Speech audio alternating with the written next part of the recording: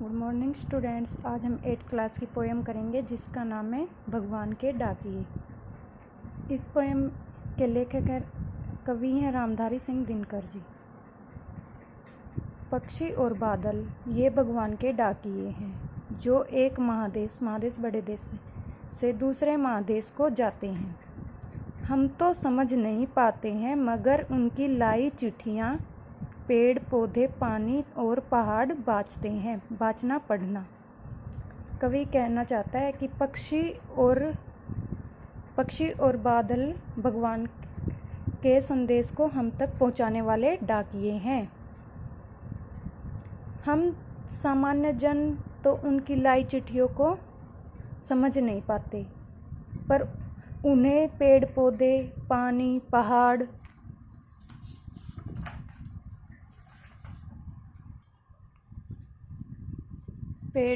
पानी और पहाड़ अच्छे से पढ़ लेते हैं, भली प्रकार से पढ़ सकते हैं।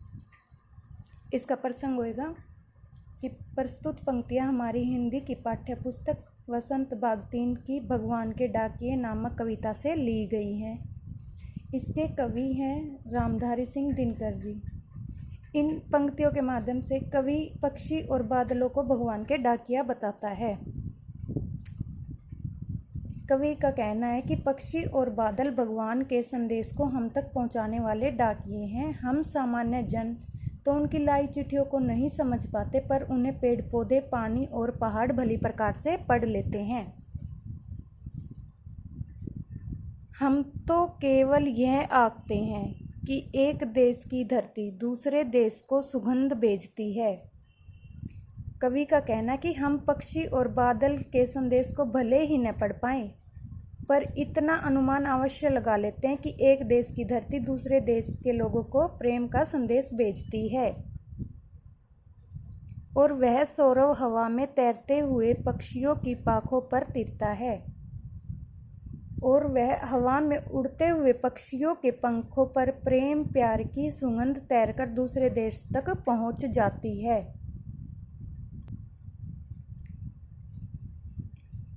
प्रकृति किसी देश के साथ किसी प्रकार का भेदभाव नहीं करती। वह भौगोलिक बंधनों को भी स्वीकार नहीं करती है और एक देश का भाप दूसरे देश में पानी बनकर गिरता है।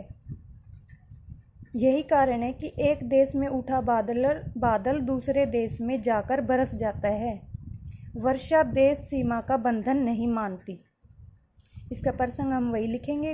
प्रस्तुत पंक्तियाँ हमारी हिंदी की पाठ्य पुस्तक वसंत भाग 3 की भगवान के डाकिए नामक कविता से ली गई हैं। इसके कवि रामधारी सिंह दिनकर जी हैं।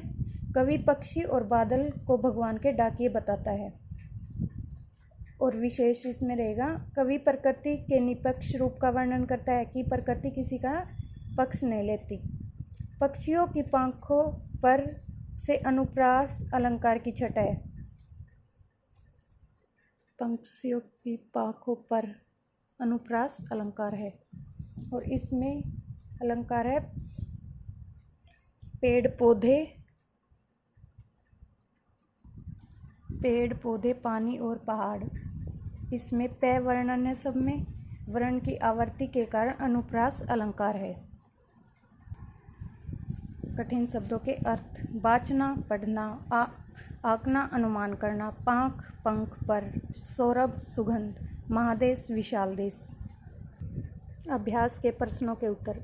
कवि ने पक्षी और बादल को भगवान के डाकिए क्यों बताया, स्पष्ट कीजिए। कवि ने पक्षी और बादल को भगवान के डाकिए इसलिए कहा है क्योंकि जिस प्रकार डाकिए संदेश लाने का काम करते हैं, उसी प्रकार पक्षी और बादल भगवान का संदेश हम तक पहुंचाते हैं। उनके लाए गए संदेश को हम भले ही न समझ पाए, पर पेड़ पौधे पानी और पहाड़ उसे भली प्रकार पढ़ समझ लेते हैं। जिस तरह बादल और पक्षी दूसरे देश में जाकर भी भेदभाव नहीं करते, उसी प्रकार हमें भी आचरण अच्छा करना चाहिए। वास्तव में इनका संदेश किसी व्यक्ति विशेष के लिए न होकर पूरे संसार के लिए होता है। क्वेश्चन नंबर 2, पक्षी और बादल द्वारा लाई गई चिट्ठियों को कौन कौन पढ़ पाते हैं, सोचकर लिखिए। पक्षी और बादलों द्वारा लाई गई चिट्ठियों को पेड़ पौधे, नदियाँ, झरने, पानी और पहाड़ यानी प्रकृति के सभी रूप पढ़ लेते हैं। क्वेश्चन नंबर 3, पक्षी और बादल की चिट्ठियों में पेड़ पौधे,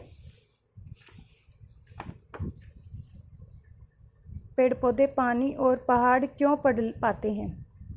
पक्षी और बादल की चिट्ठियों में पेड़ पौधे, पानी और पहाड़ ईश्वर का दिया हुआ विश्व भ्रातृत्व व समरसता का संदेश पढ़ लेते हैं।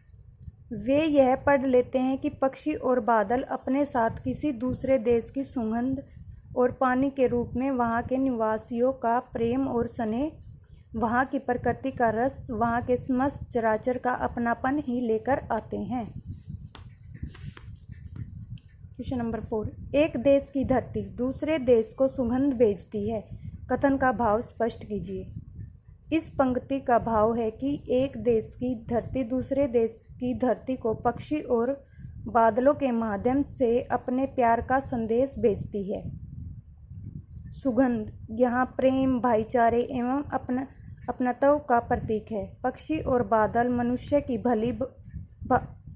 मनुष्य की भांति सीमाओं के बंधन में नहीं बांधे हैं, अतः वे एक देश के प्रेम को दूसरे देश सहजता से पहुंचाते हैं। Thank you. ये क्वेश्चन आंसर और कठिन शब्दों के अर्थ पर सप्रसंग व्याख्या आपको अपनी फेयर नोटबुक में नोट करनी है।